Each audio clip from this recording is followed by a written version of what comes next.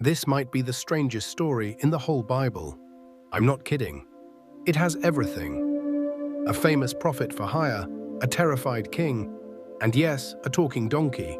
Seriously, but it's not just a weird animal tale. This is a story about hearing from God, and it shows how far God will go to get our attention when we're not listening. It's about what happens when we want to use God's power for our own plans. So, how does a pagan prophet end up getting lectured by his own donkey? And what does it teach us about the ways God speaks to us today?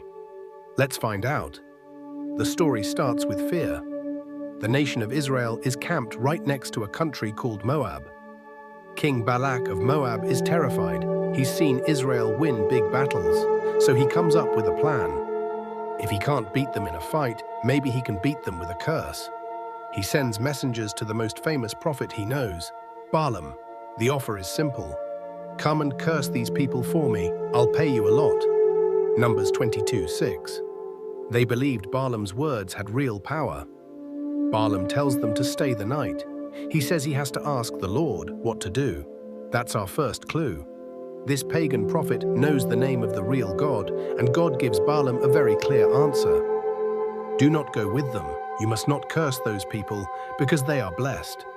Numbers 22:12. It's a solid no. Balaam obeys. He sends the men home, but King Balak doesn't give up. He thinks Balaam is just holding out for more cash.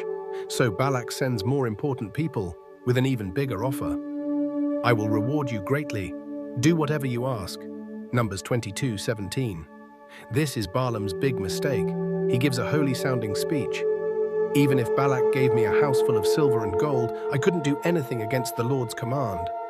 But then he says this, now stay here tonight, so I can find out if the Lord has anything else to tell me. Numbers 22:18-19. God already said no, a clear no. Why ask again?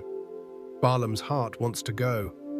He's hoping God will change his mind. That's a dangerous place to be. This sounds like permission, but it's really a warning. It's like God is saying, you're determined to go? Fine, but you're on a very short leash. Balaam hears what he wants to hear. In the morning he goes, and his trouble starts immediately.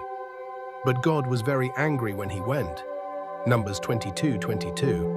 Wait, God said he could go, right? Why is he angry now? Because God saw Balaam's heart. Balaam was going for the money, not for God. The donkey just saved Balaam's life. But Balaam is blind. He just thinks she's being difficult. The pressure increases, the way gets tighter. Balaam feels real pain now. His response? More anger, more hitting. When our path gets hard and painful, do we ask God, what are you doing? Or do we just get mad at the problem? Isn't that crazy? A talking donkey is less shocking to him than a stubborn donkey. His pride is so hurt, he's arguing with his ride. In that moment of honesty, God opens Balaam's eyes. Then the Lord opened Balaam's eyes, and he saw the angel of the Lord standing in the road with his sword drawn. So he bowed low and fell face down. Numbers 22:31. The angel's words are sharp. Why have you beaten your donkey? I have come to block your way because your path is a reckless one. The donkey saw me and turned away 3 times. If she hadn't, I would have killed you but spared her. Numbers 22:32-33. It's a weak apology. The angel tells him he can keep going, but he must only say what God tells him to say. So Balaam goes, but now he's a scared man, not a proud one. His life was saved by his donkey. Balak is upset. Why didn't you come right away? Didn't you know I could make you rich? Balaam's reply sets the tone. Look, I'm here now, but I have no power to say whatever I want. I can only say what God puts in my mouth. Numbers 22:37-38. The hired gun is gone. Balak is pulling out all the pagan stops. Big ritual. But God meets Balaam and gives him a message. The insanity. He thinks he can shop for a curse like shopping for a better seat. This is a core truth. When God blesses, no one can undo it. The final irony, Balak says God kept Balaam from his reward, the world's reward, money and fame. God was actually keeping him from sin and disaster. So what do we learn from this wild story? Here are 5 big things. Balaam saw a stubborn animal.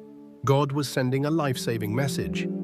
When your path gets blocked, when you feel crushed, don't just get mad at the obstacle. Ask, God, are you in this? What are you saying? Balaam was a professional seer, but he was blind to the angel. Why?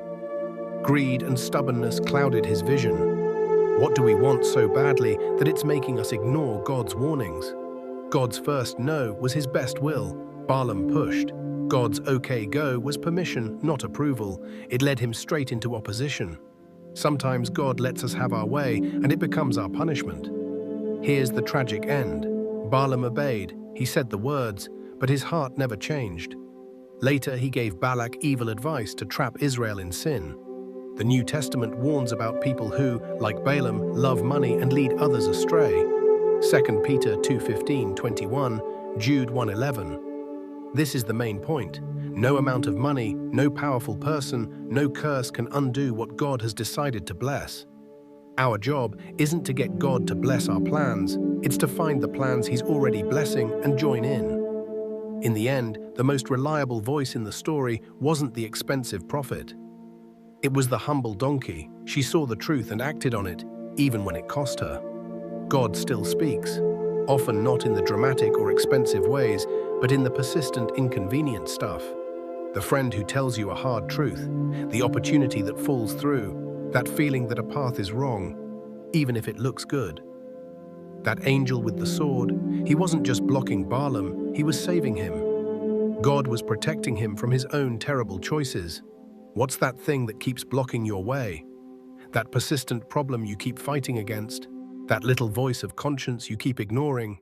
Could it be that God is trying to get your attention, trying to protect you? Balaam's story is an invitation to humility, to let go of what we think we want, to ask God to open our eyes, because He might be using something or someone you'd never expect to guide you, to save you, and to get you back on the right path.